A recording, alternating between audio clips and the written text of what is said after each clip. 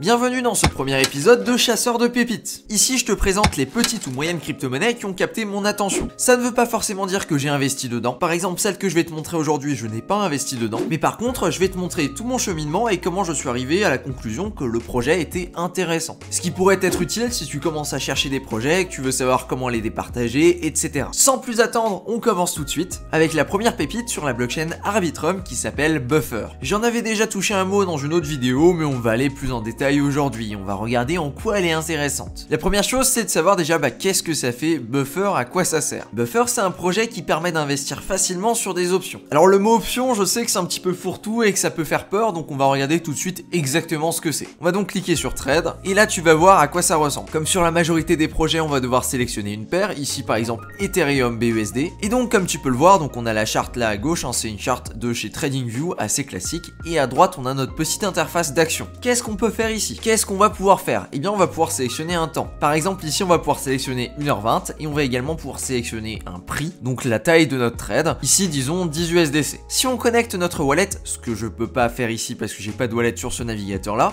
eh bien on peut miser soit à la hausse soit à la baisse. Si on décide de prendre une position à la hausse, on va venir payer 10 USDC au protocole et dans 1h20 on saura si on a gagné ou si on a perdu. C'est-à-dire que dans 1h20 on va venir regarder le cours de l'Ethereum et s'il est plus haut que 1213,81 centimes, eh bien tu vas gagner. Ce qui veut dire que tu seras en profit de 7 USDC et qu'on va venir te rembourser tes 10 USDC que tu avais venu parier. A l'inverse, si on se retrouve avec un prix qui est inférieur aux 1213 $, par contre là tu vas venir perdre tout simplement le montant que tu es venu miser. Finalement ça représente une alternative au trading avec d'autres possibilités et d'autres choses à faire. Au niveau des paramètres ici on peut sélectionner par exemple une position à 5 minutes, à 15 minutes, à 1 heure et jusqu'à 4 heures. Après tu peux évidemment décider par exemple une position sur 1 minute si tu as envie, pourquoi pas, c'est totalement possible. Et au niveau du temps tu peux prendre des positions qui sont au minimum à 5 minutes et au maximum à 4 heures. Comme tu peux le voir je peux pas prendre plus.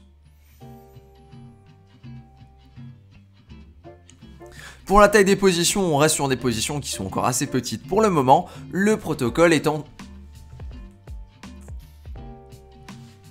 Pour les positions, on reste sur des positions qui sont encore assez petites avec au maximum une position à 420 $, car le protocole reste encore assez petit. Comme tu as pu le voir, dans l'interface, ça ressemble énormément à ce qu'on a pu voir chez GMX. Et d'ailleurs, c'est totalement normal parce qu'une partie de ces fonctionnalités-là sont directement forkées de chez GMX. Par exemple, la partie Earn, qui littéralement est écrit en bas, Stacking is forked from GMX. Ça fonctionne donc exactement comme chez un GMX. Ici, tu vas pouvoir venir stacker des jetons qui sont des jetons BFR, et ces jetons-là vont venir te générer des intérêts. À l'heure actuelle, il y a des intérêts de 14% environ, avec 7% des intérêts qui sont payés en BFR et 6,54% des intérêts qui sont payés en USDC. C'est un stacking sur lequel il n'y a pas de lock, c'est-à-dire qu'à n'importe quel moment, tu peux venir retirer tout simplement tes jetons. Au niveau des 13% d'APR, pour venir clarifier, les 7 premiers pourcents viennent directement du protocole, donc qui sont payés dans leur propre token, et les 6,54% viennent des frais générés par le projet. C'est-à-dire que plus le projet est utilisé, plus il va venir générer de frais, et du coup plus ça va être intéressant de venir stacker tes BFR. On va donc regarder un petit peu au niveau des stats et pour ça il y a tout simplement un Dune Analytics qui a été créé avec toutes les informations dessus. À l'heure actuelle il y a 28 millions de BFR en circulation dont 17 millions qui sont stackés. Faut également savoir que le maximum de la supply est à 100 millions. Et là juste à droite on a les représentations visuelles donc tu peux voir effectivement à quoi ça ressemble. Nous ce qui nous intéresse c'est plutôt de savoir ce qui se passe sur le projet. Est-ce qu'il y a des gens qui l'utilisent et si oui ils l'utilisent beaucoup ou pas. Juste ici en bas à droite tu peux voir les frais qui ont été générés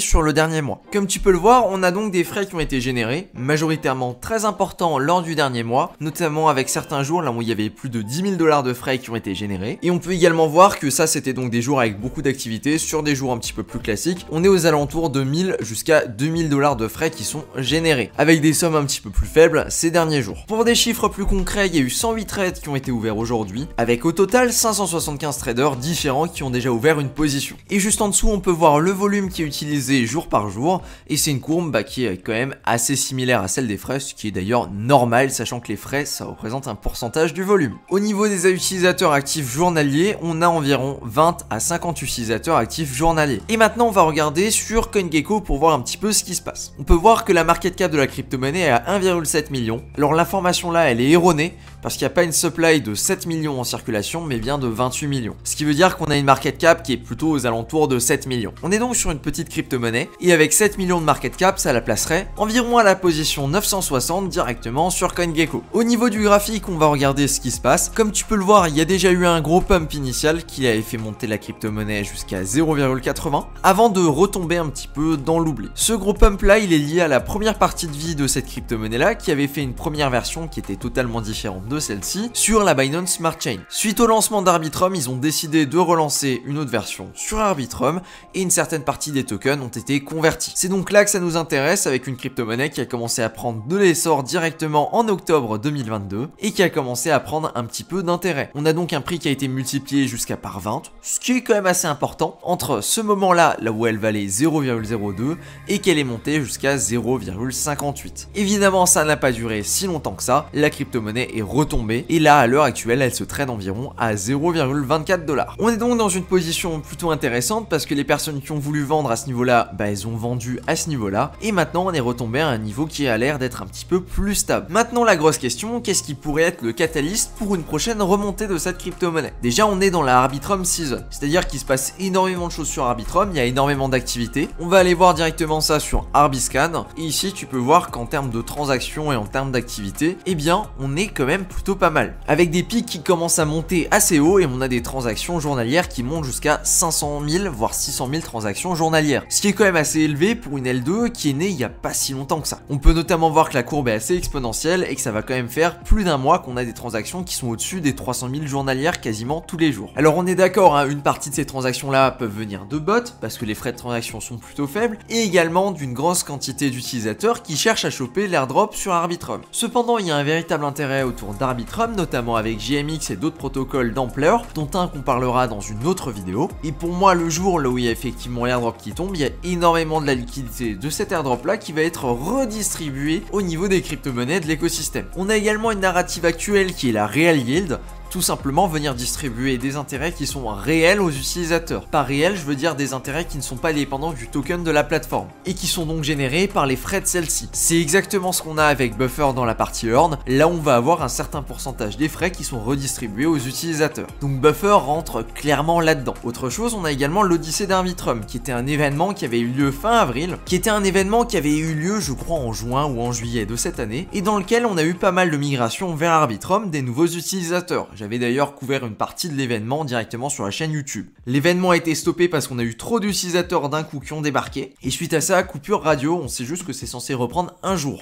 Arbitrum avait prévu de mettre en avant des projets assez intéressants grâce à ça, avec un système qui ressemble énormément au modèle des quêtes sur Optimism. Sachant que Buffer est un projet assez innovant, c'est totalement possible qu'il se retrouve dans la liste. Ici donc on peut voir par exemple sur Snapshot directement les derniers projets et ce sont des projets qui ont été votés directement pour faire partie de l'Odyssée. On pourrait pourquoi pas peut-être voir venir un sondage dans les prochaines semaines, voire les prochains mois, dans lequel on pourrait voir différentes propositions pour pouvoir voir des projets rejoindre l'Odyssée et peut-être qu'on aurait Buffer dans la liste. Voilà donc pour mon analyse de Buffer sur la blockchain Arbitrum. Oh et j'allais oublier, il y a également un truc assez intéressant, c'est que dans la partie Practice Trading, tu vas pouvoir voir que donc là on est sur un testnet, donc c'est pas du vrai argent, mais qu'il y a une fonctionnalité assez intéressante, c'est qu'on va pouvoir échanger, qu'on va pouvoir parier sur l'euro et l'USD, qui sont des valeurs du monde réel et donc pas des crypto-monnaies. Chose qui pourrait être assez intéressante, notamment pour les gros traders quand ce sera appliqué directement sur la blockchain principale. Et pour terminer, je vais te montrer comment acheter le token si jamais ça t'intéresse. Petit disclaimer, je n'en possède pas personnellement. On va donc venir prendre l'adresse directement du token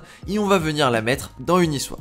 Il faut évidemment sélectionner Uniswap version Arbitrum et là tu vas venir copier-coller l'adresse. On va te dire qu'il y a un certain token, que tu peux l'accepter ou pas, et il est juste ici. À partir de là, tu peux échanger n'importe quelle crypto-monnaie contre du Buffer, il n'y aura aucun souci. Si tu as apprécié et que tu as appris quelque chose, eh bien je peux te recommander celle-ci, dans laquelle je parle des différents projets qui sont disponibles sur Arbitrum et qui peuvent potentiellement te permettre de choper l'airdrop dessus. Je te la mets tout de suite à l'écran, donc si ça t'intéresse, tu peux cliquer dessus et la visionner. Merci à toi de ton attention, c'était Cryptomage, sur ce je te dis à plus pour une prochaine vidéo. Ciao.